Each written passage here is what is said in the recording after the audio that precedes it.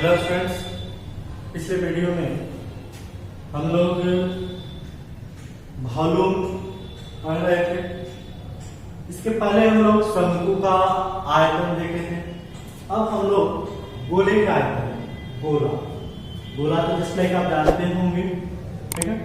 अगर उसकी त्रिज्या आर है, ठीक है, तो गोले का आयतन अब ध्यान रखेंगे। सरफेस एरिया में हमने पृष्ठीय क्षेत्रफल जो है बता दिया है। अब ये हम लोग आयतन पढ़ रहे हैं, वॉल्यूम ऑफ स्फीयर। गोले का आयतन तो होता है 4/3 पाई आर क्यूब। याद रखेंगे 4/3 पाई आर क्यूब। यदि आयतन निकालना होगा तो हमारे पास आर दिया हुआ तो निकल जाएगा, व्यास दिया हुआ तो भी निकाल सकते हैं, ठीक है। लेकिन एक सेल होता है। सेल क्या होता है बाबू? जैसे मान लीजिए एक गोले के अंदर गोला हो, गोले के अंदर क्या हो, एक गोला, तो ये छोटा आर हो सकता है और ये बड़ा आर होता है, ठीक है। इस सेल का जो आयतन होता है वॉल्यूम ऑफ सेल, ठीक है। गोले का आयतन जो होता है 4/3 पाई, और इसमें क्या होगा तो बड़ा आर क्यूब माइनस क्या होता है आर का पावर क्यूब माइनस आर का पावर क्यूब। ये हो जाता है आपका वॉल्यूम ऑफ सेल। सेल क्या होता है? जैसे मान लीजिए अगर गोले के अंदर कोई गोला, जैसे आप बैरिंग देखे होंगे, एक ऊपर से होता है फिर उसके अंदर भी एक होता है, तो ये जो होता है वो एक सेल होता है। सेल का आयतन यानी कि 4/3 पाई इंटू आर का क्यूब। आर क्या है तो ये बड़ा आर हो गया और ये छोटा आर, ठीक है। तो ये हो गया तो गोले का आयतन। ठीक उसी प्रकार से अर्धगोले का भी आयतन होता है। अर्धगोले का आयतन, तो अर्धगोला तो आप समझ रहे हैं, आधा गोला ऐसे, ठीक है। ये क्या है? अर्धगोले। ये बताएगा आपका आर। अर्धगोले का जो आयतन होता है वॉल्यूम ऑफ हेमिस्फीयर, ये होता है 2/3 पाई आर। क्या होता है बाबू? 2/3 पाई आर। उसी तरीके से इसमें भी हेमिस्फीयर का जो होता है सेल जो होगा उसका आयतन यदि आपको लिखना होगा तो 2/3 पाई आर क्यूब माइनस आर। इसका उपयोग होगा तो हम देख लेंगे, ठीक। लेकिन ये अर्धगोले का आयतन हो गया और ये गोले का आयतन हो गया और ये सेल का आयतन, ठीक है। और ये सूत्र है और इसी फॉर्मूले से हम लोगों को क्वेश्चन सॉल्व करना है। तो चलिए आप इसको नोट कर लीजिए, तब हम आपको क्वेश्चन कुछ सॉल्व कराते हैं, ठीक है। चलिए आप इसको नोट करें। अब हम लोग एक्सरसाइज करेंगे 13.8 13.8 ये इंट्रोडक्शन है। कुछ क्वेश्चन में हम लोग सॉल्व करेंगे। अगर आपको आयतन निकालना हो कैसे हम लोग आयतन निकालेंगे? हमारे पास रेडियस दिया हो तो हम लोग उसका आयतन जो है आसानी से निकाल सकते हैं, ठीक। कुछ क्वेश्चन है आप देखेंगे, उससे क्वेश्चन जो भी बनाएंगे, बनाने से पहले जितना हमने फॉर्मूला लिखा है, बेलन, शंकु, ठीक है, घन, घनाभ, गोला, अर्धगोला, उसका वक्र पृष्ठीय क्षेत्रफल, संपूर्ण पृष्ठीय क्षेत्रफल, आयतन, ये जितना भी क्वेश्चन है ना बाबू, फॉर्मूला जो भी लिखा गया है सब आप याद रखेंगे, ठीक। चलिए देखिए 13.8। चलिए देखिए 1 नंबर क्वेश्चन क्या कर रहा है, आप देखिए। कर उस गोले का आयतन ज्ञात करें जिसकी त्रिज्या दी है। कितना आसान क्वेश्चन है। पहला नंबर है, त्रिज्या दिया है कितना बाबू? 7 सेंटीमीटर। कर है गोले का आयतन ज्ञात करिए, तो क्या लिखेंगे? गोले का आयतन बराबर क्या लिख देंगे? 4/3 पाई आर क्यूब लिखेंगे कि नहीं?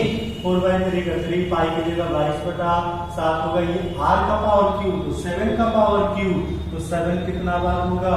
3 बार होगा। कट जाएगा ना। ऊपर कितना? 88 होगा। ऊपर कितना? 49 हो जाएगा। नीचे कितना? 3 हो जाएगा। दोनों को गुणा करेंगे, सॉल्व करेंगे, जो आएगा वही सेंटीमीटर क्यूब आंसर हो जाएगा। हमने आपको बताया था कि छोटा छोटा सॉल्यूशन ये जो है आप खुद अपने से करेंगे, ठीक। ये पहला नंबर हो गया। ठीक उसी प्रकार से दूसरा नंबर भी क्वेश्चन है। कह रहा है उस गोलाकार गेंद के द्वारा हटाए गए पानी का आयतन ज्ञात करिए जिसका व्यास दिया गया। दूसरा नंबर भी क्वेश्चन आप खुद बनाएंगे। जैसे देखिए दूसरा नंबर क्वेश्चन क्या है? व्यास दिया गया है 28 सेंटीमीटर, रेडियस 14 सेंटीमीटर हो जाएगा कि नहीं, हो जाएगा कि नहीं जी। तो गेंद का ठोस गोला है ये, तो गोला का आयतन ही निकालना है ना। क्वेश्चन कर रहा पानी का आयतन, पानी का आयतन गोले का आयतन, तो इसे भर कर रख वैल्यू हम पुट कर देंगे 4/3, पाई की जगह 22/7 और आर की जगह क्या रखेंगे 14 बना लेंगे। पहला दूसरा क्वेश्चन। चलिए अब तीसरा नंबर आप क्वेश्चन देखिए। क्वेश्चन नंबर कितना था, क्वेश्चन कर रहा धातु का एक गेंद का व्यास है। धातु का एक गेंद का व्यास कितना बाबू 4.2 सेंटीमीटर, ठीक है। इसलिए इसका रेडियस क्या होगा d/2 क्या हो जाएगा 2.1 सेंटीमीटर, ठीक है। कर इस धातु का घनत्व 8.9 ग्राम प्रति सेंटीमीटर क्यूब है। तो गेंद का द्रव्यमान ज्ञात करें। गेंद का द्रव्यमान, पहले गेंद का आयतन निकालें, क्योंकि गेंद का आयतन, इसका आयतन गेंद का आयतन, तो गेंद का आयतन क्या होगा बाबू 4/3 पाई r क्यूब, 4/3 पाई की जगह 22/7 2.1, रेडियस इतना ही है 2.1 कितना बार होगा 3 बार होगा कि नहीं। सबको आप सिंप्लीफाई करेंगे, जो आएगा सिंप्लीफाई आपको काम करना है सेंटीमीटर, वो हो जाएगा गेंद का आयतन। अब लिखेंगे क्योंकि 1 सेंटीमीटर क्यूब, 1 सेंटीमीटर क्यूब, ठीक है। धातु का घनत्व, धातु का घनत्व कितना दिया गया है तो 8.9 ग्राम, 8.9 ग्राम, ठीक है। इसलिए जितना आप गुणा करने रहेंगे उतना आएगा यहाँ, कितना सेंटीमीटर क्यूब के लिए निकालना है, यानी कि आप 8.9 में जितना आएगा उसमें क्या कर देंगे गुणा कर देंगे, उतना ग्राम आ जाएगा। अगर आपको किलोग्राम में चेंज करना होगा 1000 से क्या करेंगे डिवाइड करेंगे, ठीक है। तो इस तरीके से हम लोग क्वेश्चन को सॉल्व करेंगे। पहले क्वेश्चन में व्यास दिया है, रेडियस हमने निकाल लिया, गेंद का आयतन, ये तो आपको सिंप्लीफाई वाला काम आपको करना है, क्योंकि 1 सेंटीमीटर क्यूब का घनत्व दिया है, जितना सेंटीमीटर का क्यूब क्या होगा उसमें आप मल्टीप्लाई कर देंगे, ठीक है। इस प्रकार से हम लोग क्वेश्चन बाबू बना सकते हैं, ठीक है। चलिए अगला क्वेश्चन देखते हैं 4 नंबर क्वेश्चन, और 4 नंबर जो क्वेश्चन है ना इंपॉर्टेंट क्वेश्चन है, तो हम लोग क्वेश्चन नंबर 4 देख लेते हैं कि क्वेश्चन नंबर 4 कैसे सॉल्व होगा, ठीक है। इसको नोट कर लेंगे, वीडियो को ना पॉज करके आप इसको नोट करते चलेंगे। अगर आपको समझ में बात आती है तो आप कमेंट करके हमें बताएं कि सर समझ में आ रहा है या नहीं आ रहा है, तो हम आपको फिर से समझाएंगे, ठीक है। चलिए देखेंगे आप question number 4 number question.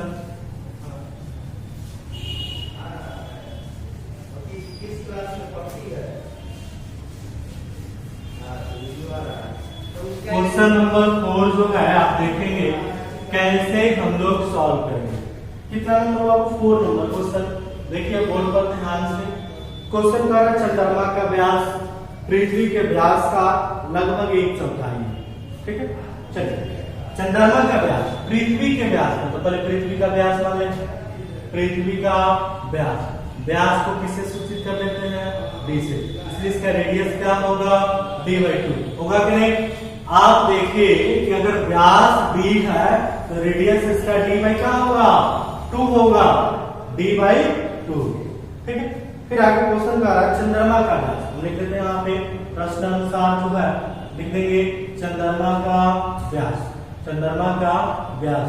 Question कर रहा है चंद्रमा का जो व्यास है पृथ्वी के व्यास का, चंद्रमा का व्यास पृथ्वी के व्यास का, तो पृथ्वी का व्यास कितना d, पृथ्वी के व्यास का मतलब गुना लगभग 1/4 है, यानी कि 1 बटा कितना बाबू 4, dy कितना 4, ठीक है।